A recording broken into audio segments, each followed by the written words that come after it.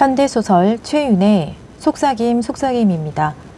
속삭임이 두 번 나왔듯이 대화가 나오는데 대화를 통한 분단의 상처 회복 가능성, 형식은 대화이고 또 이 대화를 통해서 분단의 이 분단이라는 이 이데올로기적인 이 대립과 이 이념의 차이, 이런 것들은 정말 이 갈등이라서 회복하기 어렵기도 하고 쉽게 다가갈 수 없는 내용이기도 해.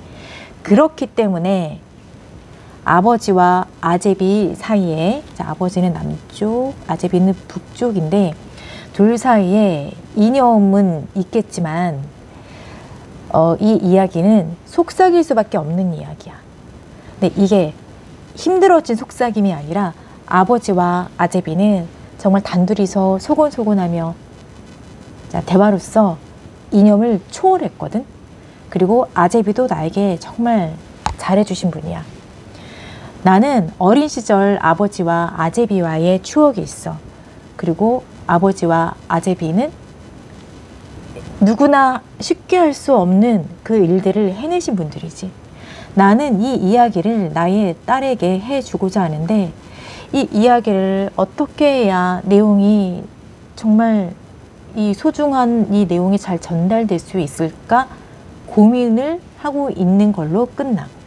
자, 그러므로 서술상의 특징은 내가 딸에게 편지하는 식으로 편지글이고 또 이 편지글이라는 것은 바로 대화체가 되는 것이지.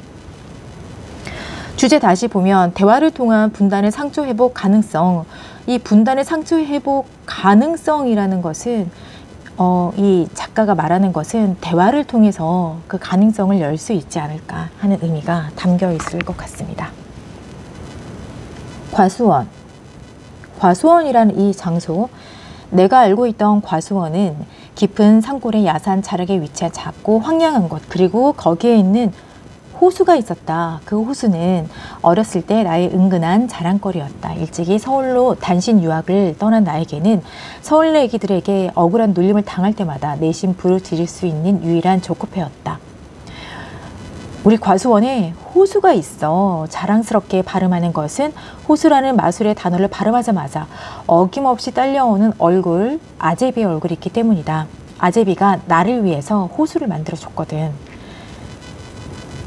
사라져버린 모든 것이 다 아름답지 않다는 것을 나는 일찍이 배웠다. 일생, 최소한 반생 동안 내 부모가 어렵사리 장만한 고향의 황량한 과수원에 과수원직으로 일하던 아제비 소개가 되었지.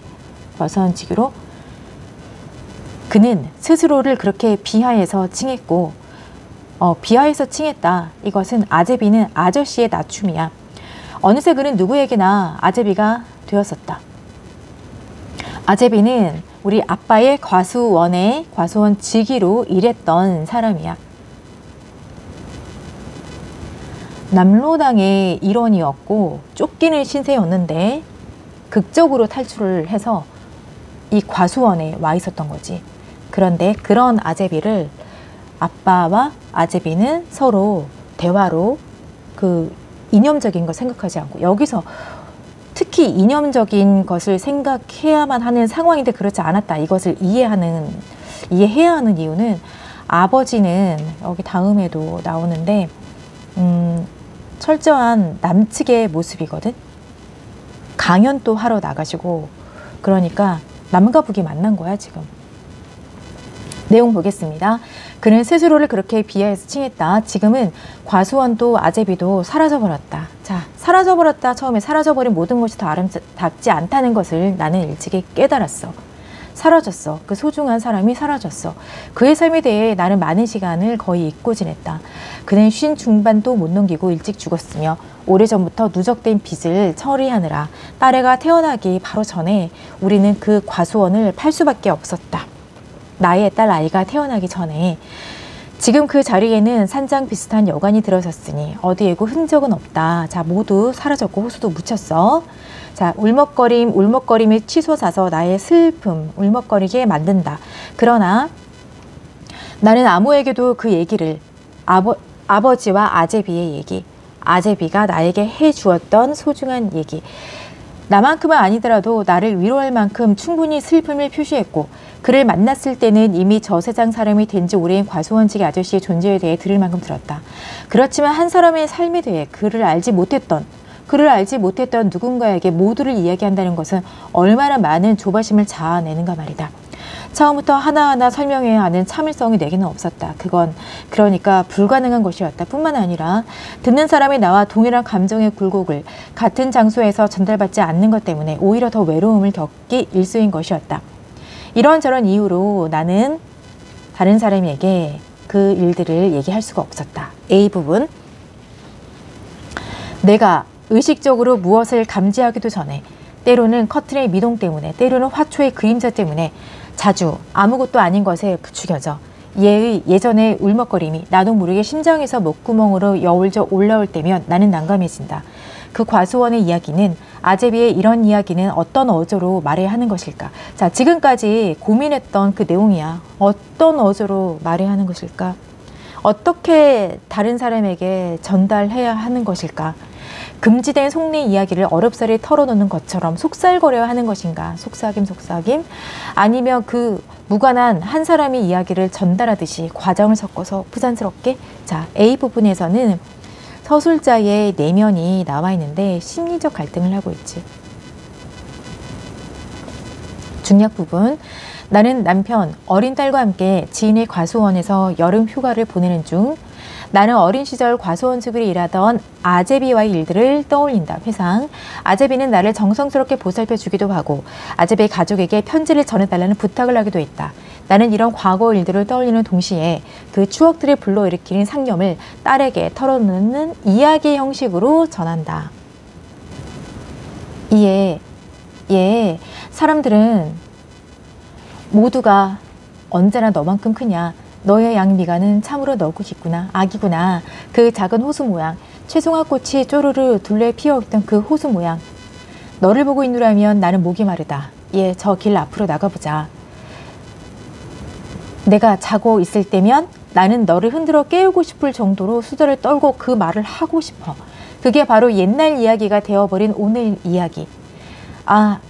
나는 아직도 찾지 못했구나. 아직도 어떻게 말해야 할지 찾지 못했어. 어떻게 얘기를 해줄까? 폭풍의 이야기로, 아니면 가벼운 봄비 이야기로, 그것도 아니면 지금처럼 피웅피웅 내리박히는 여름 햇살의 이야기로. 자, 역시 지금 내적 갈등을 하고 있지. 심리적 갈등. 말을 하고 싶다는 거지, 말을 하지 않으려는 것이 아니라 내용일치 잘 보면 되겠고요. 한때 남로당 고위급 간부였던 아제비는 사형이 선고된 도망자. 그는 고위 간부 자격으로 월북의 기회를 엿보며 도피해 있다가 검거되었고 이렇게 해서 과수원으로 왔다. 아버지에 이어 그의 장례를 치르러 시골집에 내려갔을 때 지쳐있는 어머니 입에서 당신도 모르게 넋두리처럼 흘러나온 말들이었다. 아마도 그를 잃은 슬픔이 무한히 컸던 때문 나는 그렇게 뒤늦게 들은 사실을 핑계로 아제비가 이런 사람이었구나 뒤늦게 알고 그를 미워할 출구를 찾았다. 어떤 종류의 거대한 도망을 나는 그에게서 기대했던 것일까? 바보 같은 아제비, 멍청이 겁쟁이, 이렇게 하면서 미워할 출구를 찾았던 것이야. 당신들의 남편 아버지가 저기 야산 잘하게 살고 있다고 한 번도 외쳐보지 못하고 그의 편지 심부름을 했잖아. 편지 심부름을 한 것이 미치도록 미웠던 것이다. 그를 열렬히 미워하면서 조금씩 나의 슬픔이 진정되었다고나 할까. 그 미움의 기간은 다행히도 그리 길지 않았다. 그렇게 미워할 필요가 없었던 거지. 그가 간 후 한참이 지나 이미 야산으로 변해버린 과수원을 정리하기 위해 내려갔었을 때 인력도 달렸거니와 무엇보다도 오래된 아버지의 투병으로 진 빚 감당으로 팔려나간 과수원의 길이 곧게 뻗어나가는 게 보이는 호수가에 앉아서 나는 다시는 못 보게 될지도 모르는 낯익은 풍경들 하나하나에 나의 애정어린 시선을 나누어 주었다. 과수원은 황폐했어도 내게는 평화였다. 어린 시절의 평화. 설령 그것이 어느 날 없어졌다 해도, 사라졌다 해도 그 안에서 일어난 일을 알고 있는 무언의 동반자인 나무들은 내일에 다가올 걱정에는 무관심한 채, 자, 그 비어있는 길 위에 하나의 영상이 떠올랐다. 아제비의 어깨에 팔을 얹어 기대고 불편한 몸을 움직이며 짧은 산책을 하는 아버지와, 아버지는 다치셨거든. 그 옆에 그림자처럼 엉킨 아제비의 모습이었다. 그들은 늘 할 말이 많았다. 자, 첫 번째 속삭임이었지. 나는 그럴 때 그들이 제일 아름다웠다고. 자, 긍정적으로 보고 있어. 그들은 왜 그리 할 말이 많았을까? 호를 단신 가족을 모두 버리고 남쪽을 택해 내려온 아버지였던 만큼 건강이 좋았던 젊은 시절만 해도 읍으로 나가서 또는 내가 다니는 국민학교에 와서 초등학교 가끔 방공 강연을 하곤 했었다. 모든 사람의 고개를 끄덕여 주어 내 어깨를 으슥하게 한 강연들이었다. 바로 그가 남노당의 열성 간부였던 아제비를 과수원에서 발견했고 여기서 3인칭으로 나타내었지 아버지. 현재 여기 없기 때문에 그의 불안한 신원의 바람막이가 되어 주었으며 그와 일생의 의형제가 된 것이다. 어머니가 내준 아제베의 공책에는 자연을 읊은 글만 있었던 것이 아니었다. 거기에는 잘 알아볼 수 없을 정도로 흘려 쓴 글씨이긴 하지만 그가 일생 동안 붙잡고 있었던 생각들이 두서없이 채워져 있었다. 그가 겪어온 사고의 생각의 모든 갈피들.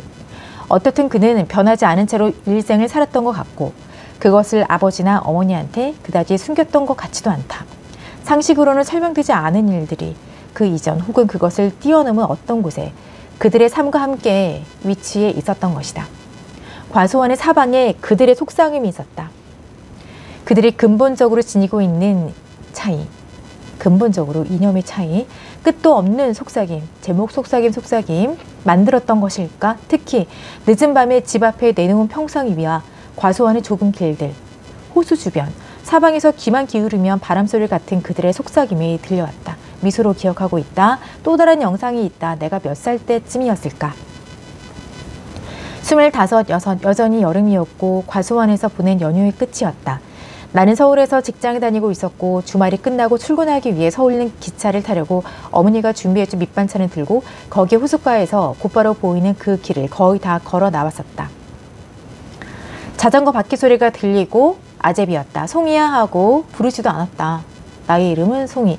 그저 이를 한껏 드러내고 깊은 주름이 잡히는 미소를 짓는 것이 다였다. 자전거의 사각거림이 먹고 그가 내렸다.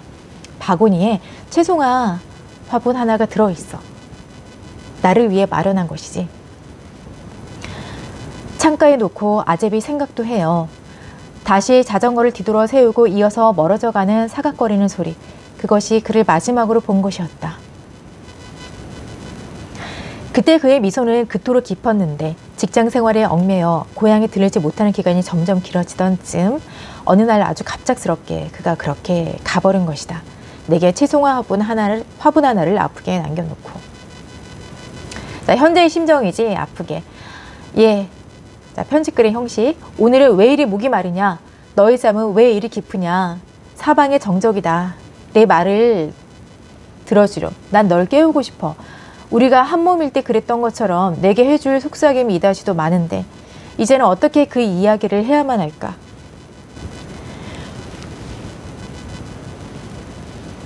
이제는 어떻게 그 이야기를 해야만 할까? 자, 이 이야기를 여전히 전달할 방식을 찾고 있지. 전달할 대화 방식?